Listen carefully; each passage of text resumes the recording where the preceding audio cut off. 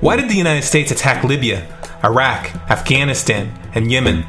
Why are U.S. operatives helping to destabilize Syria? And why is the United States government so intent on taking down Iran, in spite of the fact that Iran has not attacked any country since 1798? And what's next?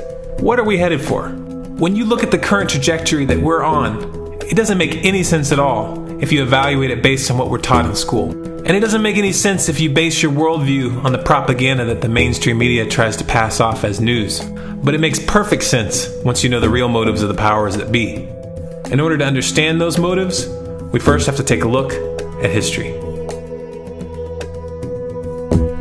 In 1945, the Bretton Woods Agreement established the dollar as the world reserve currency, which meant that international commodities were priced in dollars.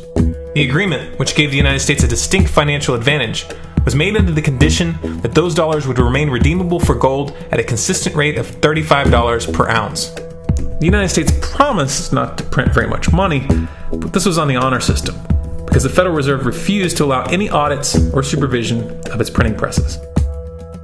In the years leading up to 1970, expenditures in the Vietnam War made it clear to many countries that the U.S. was printing far more money than it had in gold. And in response, they began to ask for their gold back. This, of course, set off a rapid decline in the value of the dollar. The situation climaxed in 1971 when France attempted to withdraw its gold and Nixon refused.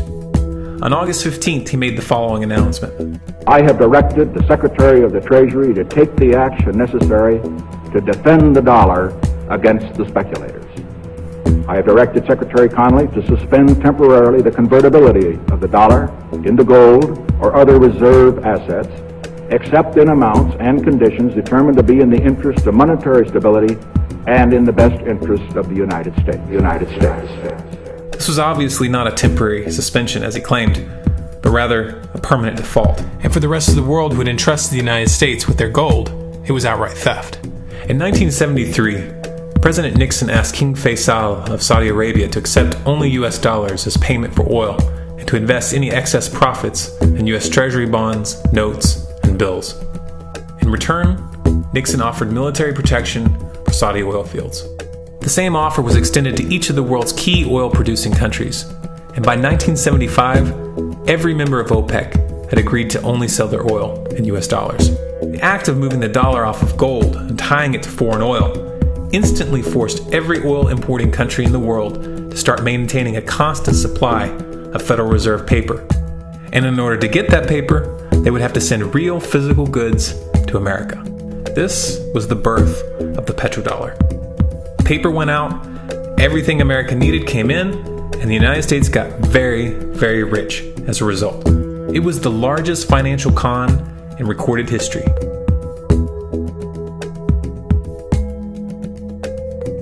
The arms race of the Cold War was a game of poker.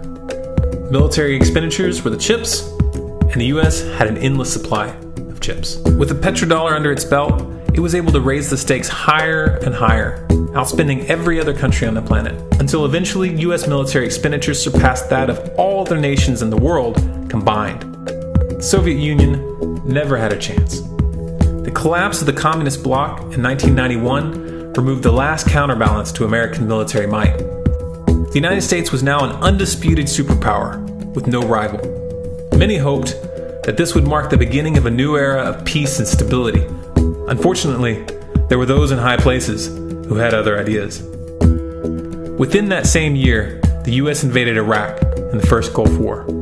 And after crushing the Iraqi military and destroying their infrastructure, including water purification plants and hospitals, crippling sanctions were imposed which prevented that infrastructure from being rebuilt.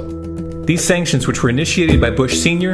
and sustained throughout the entire Clinton administration, lasted for over a decade and were estimated to have killed over 500,000 children. The Clinton administration was fully aware of these figures. We have heard that 500,000 children have died. I mean, that's more children than died in Hiroshima. And you know, is the price worth it? I think this is a very hard choice, but we think the price is worth it. Miss Albright, what exactly was it that was worth killing 500,000 kids for? In November of 2000, Iraq began selling its oil exclusively in euros. This was a direct attack on the dollar and on U.S. financial dominance, and it wasn't going to be tolerated. In response, the U.S. government, with the assistance of the mainstream media, began to build up a massive propaganda campaign claiming that Iraq had weapons of mass destruction and was planning to use them. In 2003, the U.S. invaded, and once they had control of the country, oil sales were immediately switched back to dollars. This is particularly notable due to the fact that switching back to the dollar meant a 15 to 20% loss in revenue due to the euro's higher value. It doesn't make any sense at all unless you take the petrodollar into account. So I came back to see him a few weeks later, and by that time we were bombing in Afghanistan. I said, "Are we still going to war with Iraq?" And he said, "Oh, it's worse than that." He said, he reached over on his desk, he picked up a piece of paper, he said, I just got this down from upstairs, meaning the Secretary of Defense's office today, and he said, "This is a memo that describes how we're going to take out 7 countries in 5 years, starting with Iraq and then Syria, Lebanon, Libya, Somalia, Sudan, and finishing off Iran. Let's take a look at the events of the past decade and see if you see a pattern. In Libya, Gaddafi was in the process of organizing a bloc of African countries to create a gold-based currency called the dinar, which they intended to use to replace the dollar in that region. US and NATO forces helped destabilize and topple the Libyan government in 2011, and after taking control of the region, US armed rebels executed Gaddafi in cold blood and immediately set up the Libyan central bank.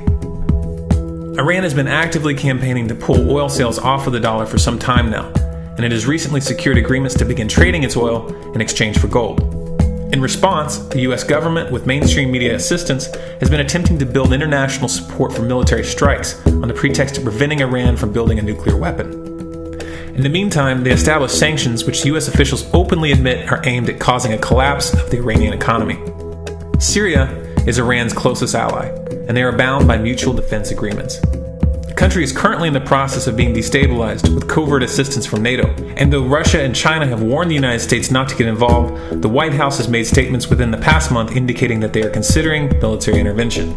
It should be clear that military intervention in Syria and Iran isn't being considered. It's a foregone conclusion, just as it was in Iraq and Libya. The U.S. is actively working to create the context which gives them the diplomatic cover to do what they already have planned. The motive for these invasions and covert actions becomes clear when we look at them in their full context and connect the dots. Those who control the United States understand that even if a few countries begin to sell their oil in another currency, it will set off a chain reaction and the dollar will collapse. They understand that there is absolutely nothing else holding up the value of the dollar at this point, and so does the rest of the world. But rather than accepting the fact that the dollar is nearing the end of its lifespan, the powers that be have made a calculated gambit. They have decided to use the brute force of the US military to crush each and every resistant state in the Middle East and Africa. That in itself would be bad enough, but what you need to understand is that this is not going to end with Iran. China and Russia have stated publicly and on no uncertain terms that they will not tolerate an attack on Iran or Syria. Iran is one of their key allies, one of the last independent oil producers in the region, and they understand that if Iran falls, then they will have no way to escape the dollar without going to war. And yet the United States is pushing forward in spite of the warnings. What we are witnessing here is a trajectory that leads straight to the unthinkable. It's a trajectory that was mapped out years ago in full awareness of the human consequences. But who was it that put us on this course? What kind of psychopath is willing to intentionally set off a global conflict that will lead to millions of deaths just to protect the value of a paper currency? It obviously isn't the president. The decision to invade Libya, Syria, and Iran was made long before Obama had risen to the national spotlight. And yet, he's carrying out his duty just like the puppets that preceded him. So who is it that pulls the strings? Often the best answer to questions like this are found by asking another question. Qui bono? Who benefits? Obviously, those who have the power to print the dollar out of thin air have the most to lose if the dollar were to fall. And since 1913, that power has been held by the Federal Reserve. The Federal Reserve is a private entity owned by a conglomerate of the most powerful banks in the world. And the men who control those banks are the ones who pull the strings. To them, this is just a game. Your life and the lives of those you love are just pawns on their chessboard. And like a spoiled 4-year-old who tips the board onto the floor when they start to lose, the powers that be are willing to start World War III to keep control of the global financial system. Remember that when these wars extend and accelerate. Remember that when your son or your neighbor's son comes back home in a flag-draped coffin. Remember that when they point the finger at the new boogeyman. Because the madmen who are running this show will take this as far as you allow them to. So how much time do we have left? It's a question I hear constantly, but it's the wrong question.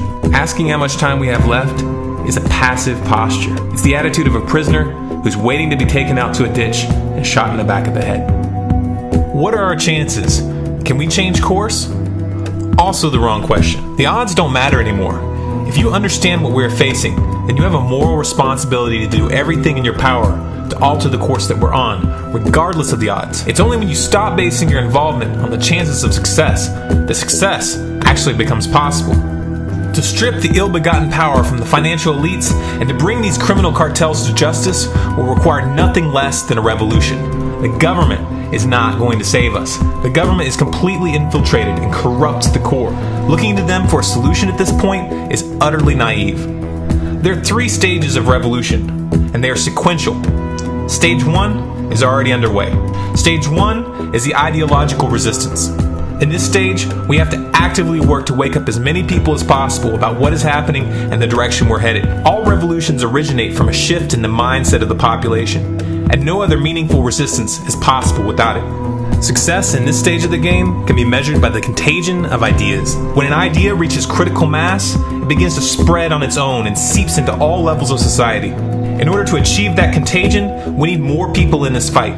We need more people speaking out, making videos, writing articles, getting this information onto the national and international stage. And we especially need to reach the police and the military. Stage 2 is civil disobedience, also known as nonviolent resistance. In this stage, you put your money where your mouth is, or more accurately, you withhold your money and your obedience from the government, and you do everything in your power to bring the gears of the state to a halt. Practiced in mass, this method alone is often enough to bring a regime to its knees.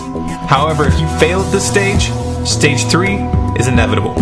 Stage 3 is direct physical resistance. Direct physical resistance is the last resort, and it should be avoided and delayed as long as possible, and it should only be invoked after all other options have been thoroughly exhausted. There are those who talk tough and claim that they will resist when the time comes, but what those people fail to realize is that if you are inactive during the first 2 stages and save your efforts for the last resistance, then you will fail. When the Nazis were moving door to door, dragging people out of their homes in Germany, that was the time to fight back physically. But due to the lack of ideological resistance and civil disobedience leading up to that moment, even an armed uprising would have likely failed at that point. An armed uprising can only succeed if the people have established an attitude of active resistance. And active resistance is only possible after their minds have broken free from the mainstream propaganda. If you want to fight back, it's now or never. You're not going to get another chance, and the stakes are far higher than they were in Nazi Germany.